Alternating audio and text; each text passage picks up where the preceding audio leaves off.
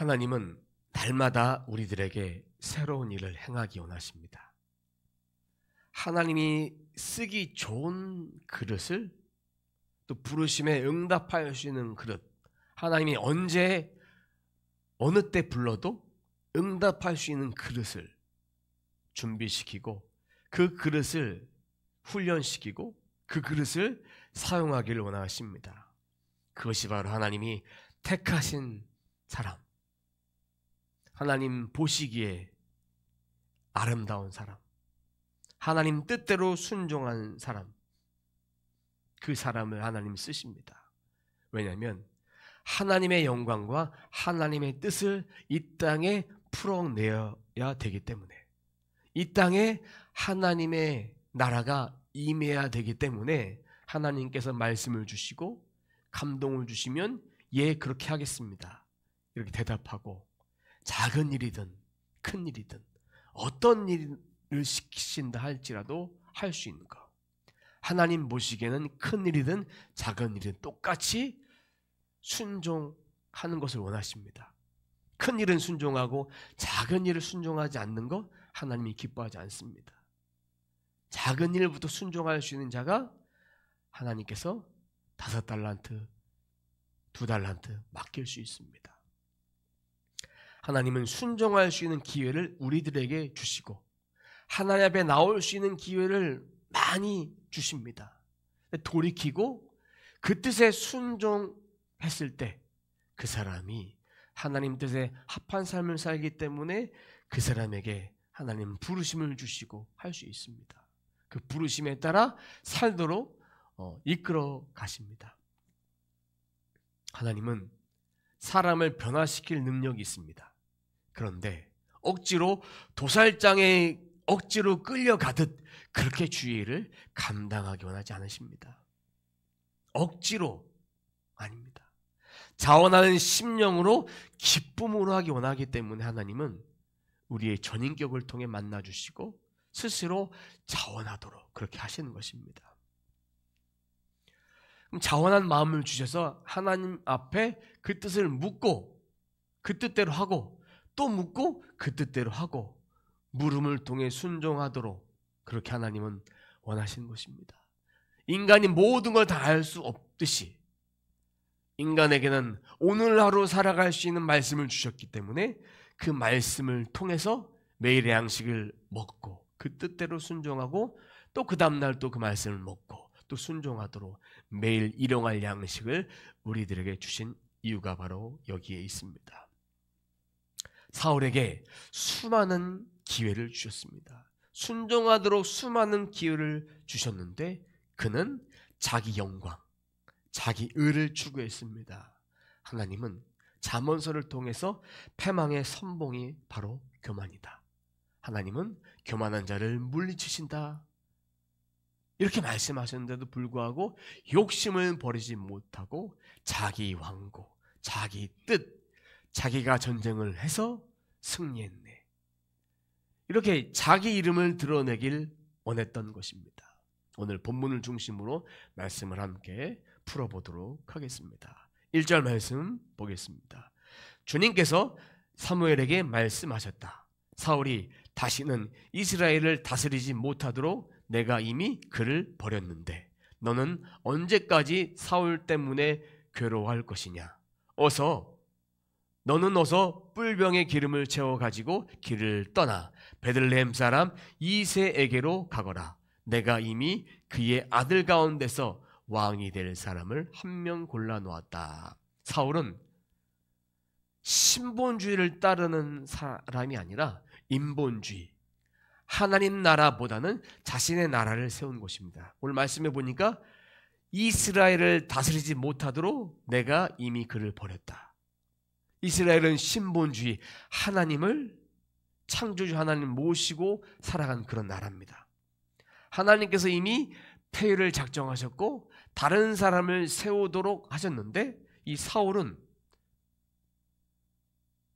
그것을 놓지 못했고 하나님은 폐위당했지만 사울이 죽을 때까지 이스라엘을 다스리고 그 다음 왕을 준비시킨 거예요. 근데 이 과정 가운데에 사무엘이 어떠했습니까? 사울 때문에 뭐 했다고요? 괴로워했습니다. 이 괴로워하다란 말은 히브리어로 미트 아벨이라고 합니다. 무슨 뜻이냐면 슬퍼하다, 애통하다, 주체할 수 없을 만큼의 슬픔이 표출되는 거예요. 누군가가 죽었을 때 애통하고 슬퍼하듯이. 그러면 사울과 사무엘의 관계가 인간적인 뭐 그런 관계가 있다라는 그런 의미가 아니라 하나님의 뜻에 따르지 못했던 사울, 하나님 명령에 따라 자기가 사울에게 기름 부어 세웠기 때문에, 그리고 그 이후에 패배당한 이후에 이스라엘을 생각하기가 너무나 가슴 아팠던 거예요. 그 모든 총체적 이유 때문에 슬퍼하고 있었어요. 이 슬픔에 빠져 있었는데 하나님께서 가라, 뿔병에 기름 채워서 가라, 베들레헴산 이새에게 가라 라는 사명을 부여해 주신 거예요. 사명을. 그리고 일단 가라, 뿔병에 기름을 채워 가면 내가 그때 너가 해야 될 일을 이야기해 주겠다. 이 말씀에 보면 1절 말씀에 보니까 하나님께서 어디로 가라 이미 말씀을 하셨어요. 버렸고 또 이스라엘 가운데 한 명을 세워놨다, 골라놨다. 이 말씀을 통해 우리가 알 수 있는 것은 왕은 백성의 요구를 따라서 우리나라를 지켜줄 왕을 세워주십시오 라고 해서 세운 것이 아니라 하나님께서 지명해서 세우시는 거예요.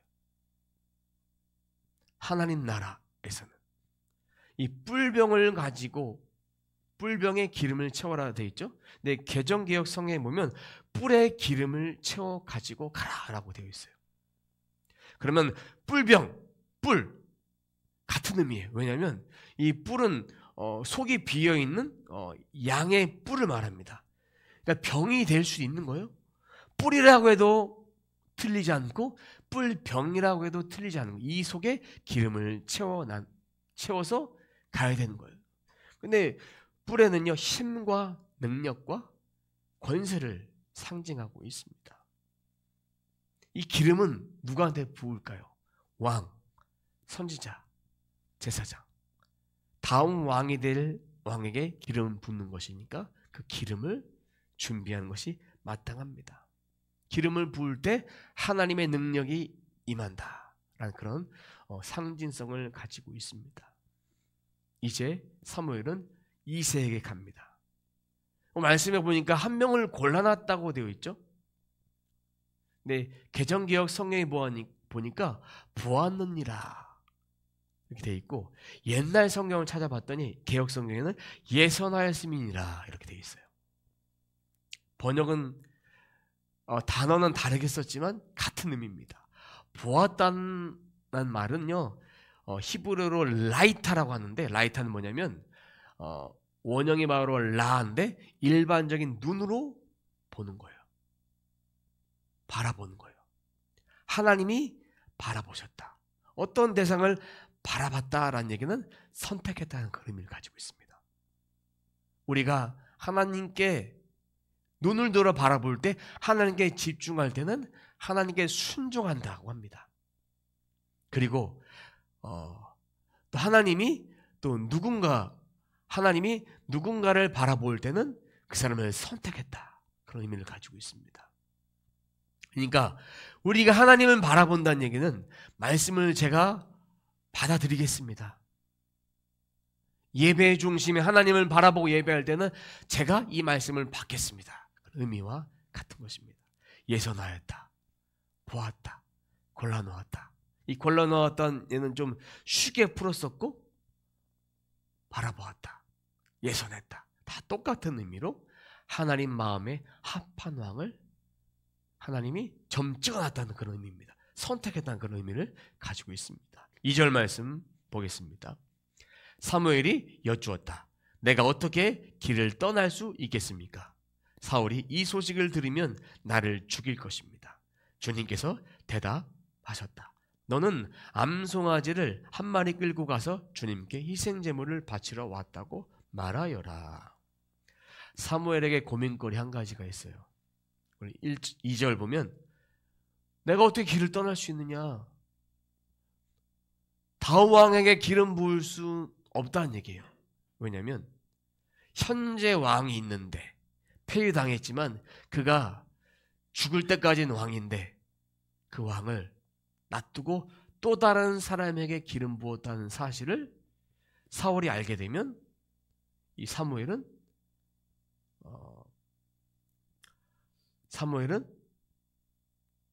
반란죄를 범하는 거예요. 왕이 이미 있는데 누군가에도 기름 부어야 되니까 불가능한 일입니다. 역적이 되는 거예요. 비상식적인 행동입니다. 불가능한 일이에요.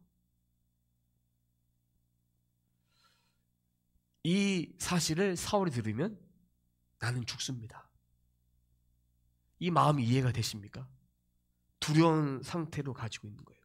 너무나 두려운 거예요. 하나님 명령이지만 상식적으로 이해가 되지 않습니다. 그때 하나님 하신 말씀이 암송아지 끌고 가서 제사를 드리러 왔다고 해라. 이게 거짓말이 아니라 제사도 드리고 기름도 붓는 거예요.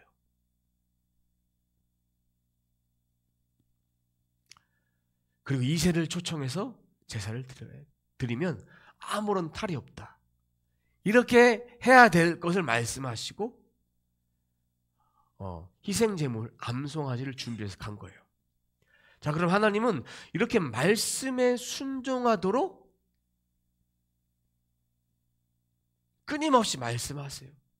우리들에게도 하나님의 말씀에 이해가 되지 않는 말씀에 순종하라고 하실 때, 우리의 마음에 내적 감동이 올 때 우리는 어떻게 해야 되느냐? 성경의 말씀을 통해서 다시 한번 봅니다. 말씀을. 하나님 제게 말씀에 대한 확증을 주십시오. 이 내적 감동에 대한 확증을 하나님 말씀으로 주십시오. 그럼 제가 하겠습니다. 그때 하나님 말씀에 똑같이 동일하게 말씀에 순종하기 원하신다. 그럼 순종하는 거예요. 그때 하나님은 보호하시고 털끝 하나 상하지 않도록 머리털까지 세심받으신 하나님께서 보호하신다는 얘기입니다. 이제 사무엘은 베들레헴으로 떠납니다. 4절 말씀 보니까 그 성읍 장로들이 떨면서 그를 맞았다고 되어 있어요. 왜냐하면 선지자가 성읍에 방문할 때는 잘못을 했을 때, 죄가 있을 때 그들을 책망할 때 옵니다. 책망할 때. 이 떨다란 말은요, 두려워하다, 깜짝 놀라다. 책망받을 일이 뭐가 있나? 순회를 하면서 오늘날처럼 한 지역을 맡는 그런 교회 그런 개념이 아니니까 선지자가 이스라엘의 12지파의 지역들을 다 돌아다니는 거예요. 아무 일 없을 때 돌아다니는 것이 아니라 하나님 음성 듣고 이 성읍의 백성들이 죄를 졌다. 가라. 책망하는 거예요. 제사를 드리는 거예요. 근데 아무런 이유가 없었어요. 근데 갔어요. 근데 떨 수밖에 없었어요. 그래서 4절 보니까 좋은 일로 오시는 겁니까? 라고 되어 있습니다. 개정개혁 성경에 보니까 평강을 위하여 오시나이까? 라고 되어 있어요. 사무엘이 5절 말씀 함께 읽어보도록 하겠습니다. 사무엘이 대답하였다. 그렇소. 좋은 일이요. 나는 주님께 희생제물을 바치러 왔소. 여러분은 몸을 성결하게 한 뒤에 나와 함께 제사를 드리러 갑시다. 그런 다음에 사무엘은 이새와 그의 아들들만은 자기가 직접 성결하게 한 뒤에 제사에 초청하였다. 여기 보니까 몸을 성결하게 하라라는 그런 말은요, 목욕을 해라. 깨끗하게 의식적으로 목욕을 해라. 의식법에 따라 의복을 깨끗이 입어라. 새 옷을 입어라. 마음의 자세도 바르게 하라. 이것이 기원이 돼서 우리도 하나님 앞에 예배하러 나올 때에는 우리의 몸, 마음 깨끗하게 하는 거예요. 저도 어떤 일이 있어도 주일 전날, 토요일 날은 샤워를 하든 목욕을 하든 깨끗하게 씻습니다. 하나님 앞에 예배하기 위해서 일찍 잠을 잡니다. 주일날을 위해서 절제하고 내 몸을 구별하게, 내 마음도 구별하게 합니다. 이것이 형식과 행위가 아닌 몸과 마음을 준비하는 그런 자세입니다. 우리는 이미 예수 그리스도의 옷을 입고 구원받음을 통해서 새로운 사람이 됐어요. 예수 그리스도의 옷을 입었지만 우리의 몸도 마음도 목욕을 재개하고 옷도 미리 준비하고 새 옷을 입고 그렇게 주 앞에 예배하는 것, 그것이 구별됨입니다. 마음은 이미 새로워졌지만, 우리의 영은 이미 새로워졌지만 우리의 몸도 마음도 그렇게 준비해야 된다. 오늘 본문에서는 이렇게 준비하라고 하면서 제사의 과정을 전체를 나열하고 있지 않습니다. 그 이유는 뭐냐? 오늘은 제사가 주 핵심이 아니라 사울 다음에 세울 왕을 기름 부어야 되는데 그것이 핵심이니까, 이세 집에 가서 기름 부어야 되니까, 선택한 그 사람의 기름 부어야 되니까 그것이 핵심이기 때문에 제사의 과정이 없는 거예요. 6절 말씀 보도록 하겠습니다. 그들이 왔을 때에 사무엘은 엘리압을 보고 속으로 주님께서 기름 부어 세우시려는 사람이 정말 주님 앞에 나와 섰구나 하고 생각했다. 그들이 왔을 때 무슨 얘기냐? 이미 제사가 다 끝났어요. 끝난 다음에 화목제를 다 드리고 나서 큰아들 엘리압이 온 거예요. 사무엘 기준에 사울처럼 용모가 준수한 사람이니까, 아, 이 사람이 하나님이 기름 부으실 사람이구나 했던 거예요. 엘리압의 뜻은 하나님의 아버지다. 근데 엘리압을 보고 그런 생각을 하니까 하나님께서 사무엘에게 어떤 말씀을 주시느냐? 7절 말씀이에요. 함께 읽어보도록 하겠습니다. 그러나 주님께서 사무엘에게 이르셨다. 너는 그의 준수한 겉모습과 큰 키만을 보아서는 안 된다. 그는 내가 세운 사람이 아니다. 나는 사람이 판단하는 것처럼 그렇게 판단하지는 않는다. 사람은 겉모습만을 따라 판단하지만 나 주는 중심을 본다. 이 모습에 극찬했는데 하나님이 세우신 사람이 아니라는 얘기입니다. 겉모습, 키, 외모 보지 마라. 기준은 사람의 기준이 아니라 내가 기준이다. 내가 선택해서 기름 부어줄 왕이다. 이 얘기는 6절에 했는 것과 7절에서 말씀하시는 것은 너의 기준과 나의 기준은 다르다. 사람의 기준과 나의 기준은 분명히 다르다라는 거예요. 사람이 혼의 지배를 받으면 감정에 따르게 되어 있습니다. 눈에 보이는 것, 오감에 의해서 보여지는 것을 통해서 내 마음이 편안하면, 내 마음이 좋으면 좋은 거예요. 내 마음이 싫으면 싫은 거예요. 영의 지배를 받으면 하나님 말씀의 기준에 따라서 하나님 어떠십니까? 묻습니다. 하나님 어떠십니까? 말씀이 기준이 되지 않았던 것이 사무엘이 설레발치지 않고 명령에 순종하지 않고 마음에 그런 생각도 갖지 않을 것입니다. 근데 이 겉모습 이것을 개정개혁에서는 외모라고 번역을 하고 있습니다. 외모는 히브리어로 아인이라고 합니다. 아인은 뭐냐면 눈, 형상, 보이는 거예요. 이 눈은 사람 신체의 외모를 대표하니까 눈에 보기에, 사람의 겉모습 보기에 좋아 보이니까 겉을 보는 거예요. 보여지는 것. 사람은 첫인상을 참 중요하게 생각합니다. 첫인상이 어떻게 어떻게 받느냐에 따라서 그 사람의 이미지가 끝까지 갑니다. 근데 그 이미지가 바뀌려면 그 사람을 겪어보면 나중에 바뀝니다. 하나님은 어디를 보실까요? 인간은 겉모습을 보지만 하나님은 중심, 심장, 이 마음, 인간의 내면, 인격을 보십니다. 이 사람의 전인격을 보시고 진실한지 겸손한지 감찰하셔서 하나님 마음에 맞는 사람을 뽑는 거예요. 뽑는 거예요. 이제 둘째 아들에게 갑니다. 8절, 9절 말씀 보도록 하겠습니다. 다음으로 이새가 아비나답을 불러 사무엘 앞으로 지나가게 하였다. 그러나 사무엘은 이 아들도 주님께서 뽑으신 사람이 아니라고 하였다. 이번에는 이새가 산마를 지나가게 하였으나 사무엘은 이 아들도 주님께서 뽑으신 사람이 아니라고 하였다. 8절에 아비나답, 9절에 산마. 이 아비나답은 기쁨의 아버지라는 뜻이 있고 산마는 황무지라는 뜻이 있습니다. 근데 이 두 아들을 지나갔어요. 8절에도 지나가고 9절에도 지나가고 10절에도 보면 지나갔다.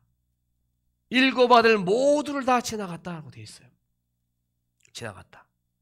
이 이야기는 하나님 기준에 맞지 않는데 첫째 아들, 둘째 아들, 셋째 아들만 나왔어요. 그 얘기는 외모적으로 봤을 때 뛰어난 아들만 본문에 기록을 했다는 얘기예요. 넷째, 다섯째, 여섯째, 일곱째. 그 얘기가 바로 사람 기준과 하나님 기준 다르다는 것을 명백히 보여주고 있는 사실입니다. 7절 하반절에 보니까 사람은 겉모습을 따라 판단하지만 나 주는 중심을 본다. 이 말씀에 다 걸리는 거예요. 10절까지가 다.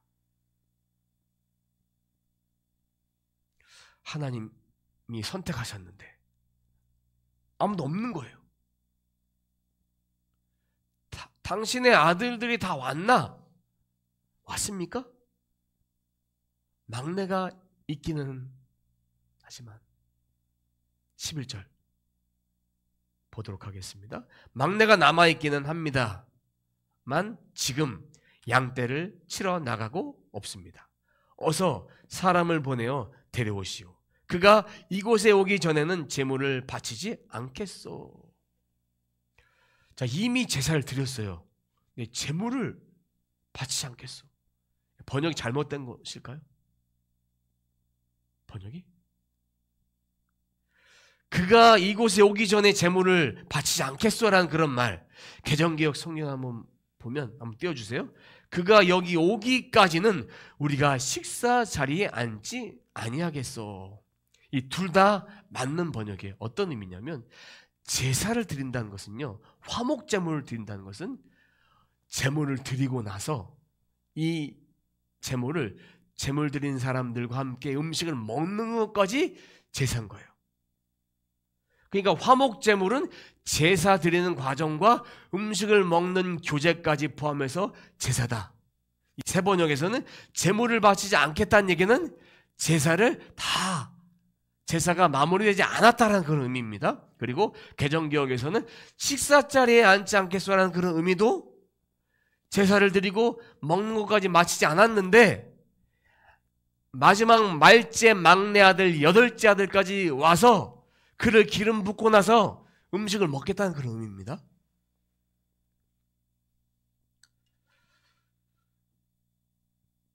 (12절) 그 아들이 온 다음에 이제 하나님께서 말씀하십니다. 그는 눈이 아름답고 외모도 준수한 홍한이 소년이었다. 주님께서 말씀하셨다. 바로 이 사람이다. 어서 그에게 기름을 부어라. 막내 아들을 보자 하나님 음성이 들립니다. 첫째는 사무엘이 이 사람인가 보다. 그때 하나님께서 아니다. 나는 중심을 본다. 둘째 아들 아니다. 셋째 아들 아니다. 다 지나갔어요. 근데 7째가 지나간 다음에 8째 아들 말째 아들이 오니까 이에게 기름 부어라. 이에게 기름 부어라. 어서 기름 부어라. 13절 말씀 보면 형들의 둘러싸인 가운데 기름을 붓습니다. 기름을 부어요. 비공식적인 자리예요. 사울도 기름 부을 때 나귀를 잊어버렸을 때 나귀를 잃어버려서 찾으러 갔다가 사무엘을 만나고 기름을 붓습니다. 비밀리에. 공동체 앞에 세워지기 전까지 비밀을 유지했습니다. 이 다윗도 말지 아들 다윗도 기름 붓지만 하나님께서 그를 사용하시는 그 과정이 사무엘 하에 가서 이루어집니다. 근데 그 기간이 얼마나 되느냐? 10년의 기간 동안 하나님께서 훈련하시고 연단하시고 세워져간 그런 과정을 통해서 이스라엘의 2대 왕으로 쓰임받게 됩니다. 비밀리에 그렇게 지켜지게 됩니다. 다음 주 본문인데 이 다윗을 기름 부은 다음에 14절에는 사울에게 임했던 하나님의 영이 떠나버려요. 그리고 나서 사무엘이 다윗에게 어떤 말을 하지 않고 그냥 자기가 있는 곳 라마로 돌아옵니다. 그 기간 동안 다윗은 준비합니다. 어떻게 준비하느냐? 사울 왕국에 들어가서 훈련을 시켜버려요. 밑에서 훈련해서 또한 죽음의 위기 가운데 그리고 사울이 다윗을 시기해서 여러 가지 것들을 하나님께서 현장에서 경험하게 하십니다. 이 10년간의 훈련 과정을 통해서 하나님은 그를 만들어 가시고 훈련하셔서 그를 왕으로 쓰시는 거예요. 사랑하는 성도 여러분, 하나님은 오늘 우리와 함께 하십니다. 지금 하나님의 영이 모든 만물과 함께 하시고 우리 각 사람 인생 위에 하나님께서 간섭하시고 이끌어가고 계십니다. 하나님 뜻이 아니고 하나님이 허락되지 않는 그 일들이 우리 삶 가운데 벌어지는 것은 우리가 순종하지 않고 우리의 뜻대로 했을 때 벌어진 일도 있는 거예요. 그래서 하나님 뜻이 아닌데 우리가 했다가 하나님께서 막으시네, 응답지 않으시네가 아니라 하나님은 선한 길로 가기 원하시는데 우리는 인간의 혼의 지배를 따라 살아가기 때문에 보이는 거, 오감에 따라, 감정에 따라 그 길을 가다 보니까 하나님 원치 않는 길들을 가니까 받지 않아야 될 고난도 우리가 받게 되는 거예요.